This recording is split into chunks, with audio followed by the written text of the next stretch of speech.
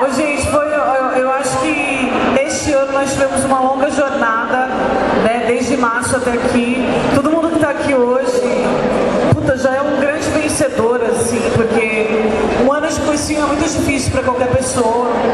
É um ano, como eu já disse em várias salas, é muito paradoxal, porque é um ano de muita dor, né, porque são muitas crises, você entra em contato com muitos conhecimentos, então você entra muito em crise, mas por outro lado é um ano tão inesquecível na nossa vida, assim. Eu fiz cursinho da Poli, foi um ano que marcou minha vida, assim, profundamente. Eu espero que a gente tenha feito um bom trabalho, na verdade eu tenho muita segurança disso, assim, eu acho que nós fizemos um excelente trabalho. Isso que o Kazuma falou de fazer uma transformação na sociedade, eu sinto isso.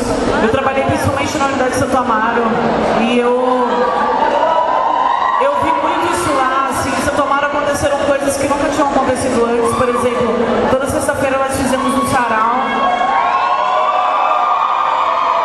E foi lindo, muitas vezes nós fizemos aqui, então os professores participaram.